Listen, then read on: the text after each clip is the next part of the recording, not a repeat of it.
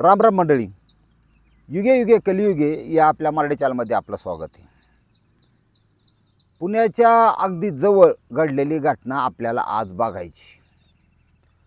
प्रत्येक वेळेस खूनच झाले पाहिजे आणि रेप झाले पाहिजे आणि रंगारंग करावं जाईल असं अजिबात नाही. जग कसं चाललंय, काय चाललंय आणि काय केल्यावर काय होईल, लोकांचं जे घडलंय जे झालंय फक्त शिका त्यातून. आणि तशी चूक आपल्या हातून झाली नाही पाहिजे. ते क्लिक होतं, नियती क्लिक करते.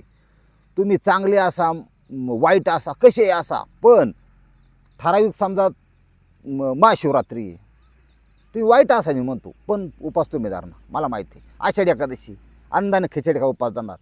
काही कवाय ना पुण्यकर्म माणसाच्या हातात असतंच आणि त्याच्यामुळे नियती त्याला ती संकेत देत असते. काही घटना घडायच्या आधी त्या जर कॅच केल्या तर ठीक आहे, नाही संपला विषय. अल्ला का बांदा असा एक माणूस होता. त्याचं नाव आहे फिरोज करीम इनामदार. ओरिजिनल नाव. राहायला कुठं? पुणे सोलापूर रोड. पुणे सोडलं की हडपसर लागतं. हडपसर लागतं की संपलं की लोणी काळभोर, उरळी कांचन, यवत, चौफुला, असं पुढं पुढं पाटस, बिगवण हा रोडची गावं तुम्हाला सांगतो. त्यातल्या लोणी काळभोरमध्ये ह्या फिरोज करीम इनामदार याचं मटन शॉप आहे. Mutton shop, chicken shop. Mutton वेगळं, चिकन वेगळं. एक दोन पोरं हाताखाली आणि परिसरामध्ये बऱ्यापैकी नाव, ओळख आणि माणूस चांगला, वाईट नाही. माणूस कसं सर्वसमावेशक. म्हणजे समजा हिंदूचं काय असलं, बाई कार्यक्रम आहे, साखरपुडा आहे, लग्न आहे, जाणार. हे परवा दुकान सांभाळा मी झालो, म्हणजे असं त्याला म्हणतात सर्वसमावेशक माणूस. अशा प्रकारचा हा फिरोज. बायको आहे घरी, खानदानी आणि घरंदाजी. याचं कारण तुम्हाला सांगतो. बायकोचं नाव आहे मुमतरीन फिरोज इनामदार. आता ही मुमतरीन नाही, ही खानदानी का म्हणायची की नवऱ्याच्या प्रपंचात साथ देणारी बायको पाहिजे. 2 मुलं होती, त्यांचं शिक्षण, त्याचं म्हणजे ते अभ्यास आहे का ती सुद्धा घ्यायची, घरचं सगळे करायची. नवऱ्याला काय हवं नको ते बघायची. कधी भांडण नाही, रुसवा नाही, काय नाही काय नाही. त्याला म्हणत्यात दुधात साखर. चांगला प्रपंच चालला होता दोघांचा. काही टेन्शन होतं का?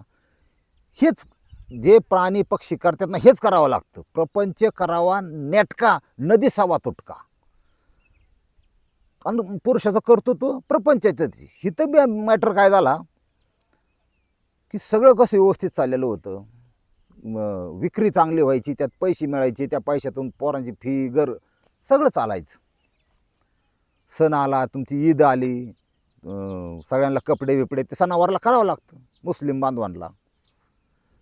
ह्या जो करीम आहे, सॉरी फिरोज आहे, फिरोज इनामदारचं सगळं व्यवस्थित चाललेलं असताना त्याच्या आयुष्यामध्ये आयशा नावाची स्त्री आली. त्याचा ती नांदत नव्हती का काय होती, पण तिचं काय संदर्भ नाही एवढा, पण ती आयशा आहे. त्या आयशाने आकडा फेकला. मग ह्या फिरोजने गेला पाहिजे का नाही, ह्या त्याला ठरवायचं ना त्यांनी. आयशा थोडी हसली, थोडी चांगली बोलली, म्हणजे हे एक आमिष आहे, ध्यानात ठेवा. आपली बायको, आपली लक्ष्मी घरात आहे, आपली बेगम माना. समजा मुस्लिम आहेत ते बेगम मानतात, सगळं व्यवस्थित आहे ना. मग काय गरज आहे याला बाहेर डोकं लावायची? साधा विचार आहे. ते असो, आपण असो, ह्यो फिरोज. हे आमिष. आमिष म्हणजे काय? बघा, जगाचा नियम आहे, एखाद्याला विष द्यायचं असं ना, तर पेड्यातून दिलं जातं. कारण पेढा हा असा एकमेव, तो काय अर्धा किलो कोण खात नाही, खाऊ बी नाही अर्धा किलो घेऊन, पावशेर घेऊन. पेढा 1 किंवा 2 खाण्यात जी मजा आहे ती अर्धा किलो खाण्यात नाही. कारण तो पेढा आहे, मस्त वाटतं पेढा, बघा खाताना कसं वाटतं, पण त्यात सुद्धा विष दिलं जातं, असा इतिहास सांगतो. ह्या फिरोजला एवढं कळायला पाहिजे, हे आमिष आहे आयशा नावाचं. हे आलंय बा, याने तिकडून हे केलं की ही तयारच. इकडून गाड्याचा बॅलन्स बिघडला. गाड्याने तिला सकारात्मक प्रतिसाद दिला. मै होना ना, तुझा कार्यक्रमच झाला बघ. यांनी कार्यक्रम केला की तिने वॉपशात घेतला, झग्यात घेतला. झग्यात गोळात घेणे म्हणतात त्याला. हा, तिथं जगा असतो. जगात घेतल्यावर नागारण कार्यक्रम चालू झाला. याला तर बरं वाटत. कसं होतं, सायन्स असं सांगतं, प्रत्येक स्त्रीचा रूप वेगळं, रंग वेगळा, गंधसुद्धा वेगळा, तिची हालचाली वेगळा, तिचा शरीर संबंध करताना प्रतिसाद वेगळा. एक माणूस, तुम्हाला आतली गोष्ट सांगू का, जगात किती माणसं आहेत? आपल्या आपल्या महाराष्ट्रात 13 कोटी आहेत. त्या जगाचं मरून द्या आणि भारताचं मरून द्या, भारताचं तर 150 कोटी आहेत. पण 13 कोटी माणसं, सगळ्याला नाके, हाते, काने, पाय सगळे, प्रत्येक चेहरा दुसऱ्या चेहऱ्यापेक्षा वेगळा आहे का नाही? आयडेंटिफाय कसा होतो आरोपी पोलिसांच्याकडून? प्रत्येकाला चेहरा वेगळा दिलेला आहे.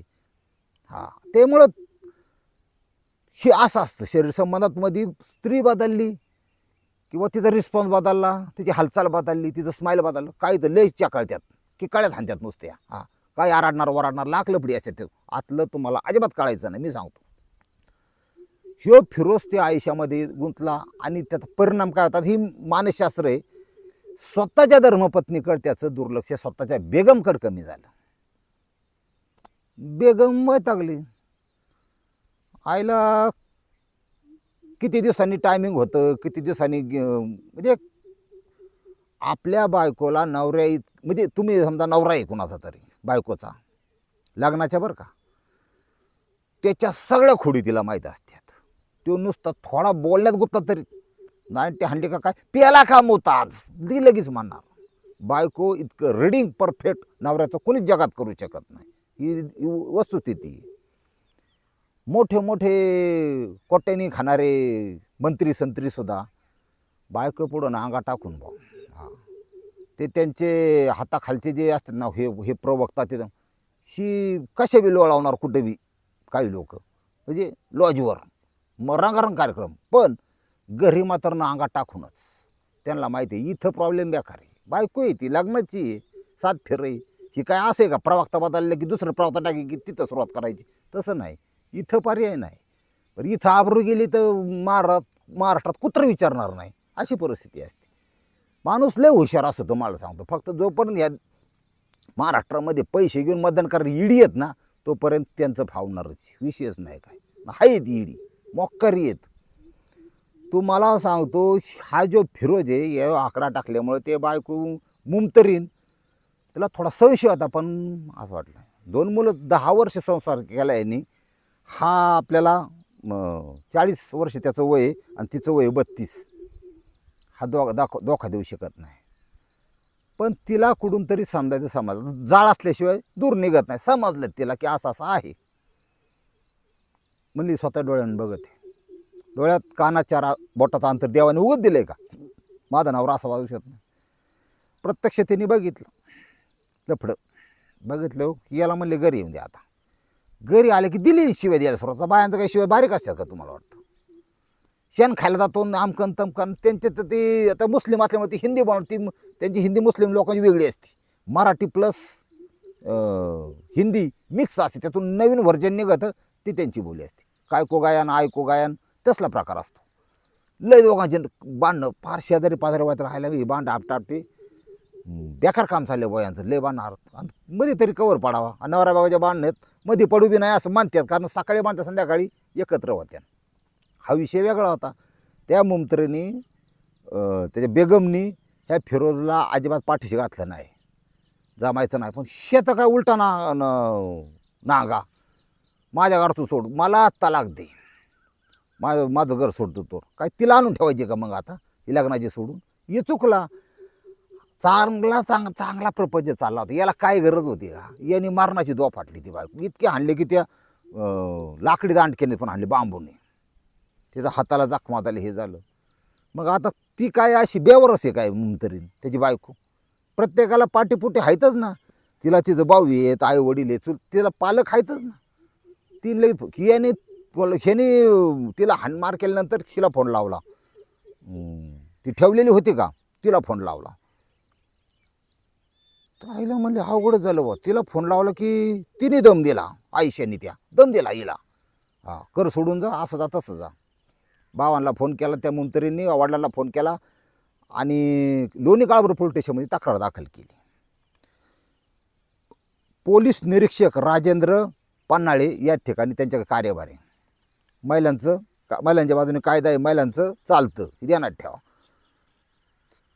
साहेबांनी व्यवस्थित तक्रार हे करून घेतली, रीतसर तक्रार दाखल केली आणि पोलीस हवालदार केतन देंडे, त्यांची टीम आणि हे साहेब राजेंद्र पन्हाळे यांनी सूचना दिल्या. खरी वस्तुस्थिती काय गडी अटक केला. आता काल परवा दिवशी घडलेली घटना आहे, अटक केलाय. मला काय म्हणायचे,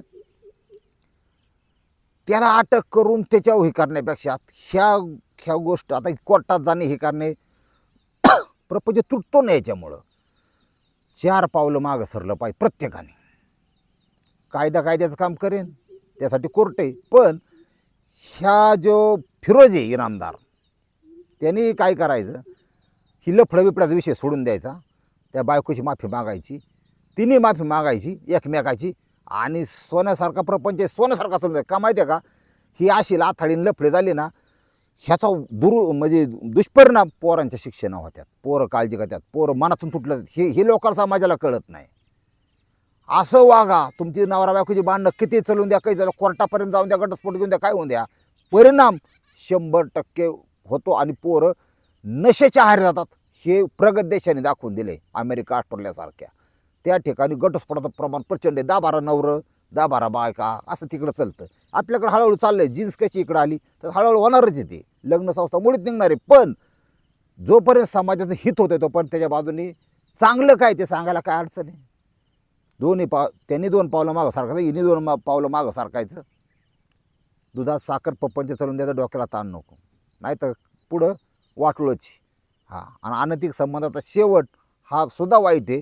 ही फक्त नियतीने दिलेली सूचना असं त्यांनी समजावं असं मला वाटतंय. आणि पोरांचं भवितव्य बघावा असं माझं स्पष्ट मत आहे. रामकृष्ण हरी माऊली.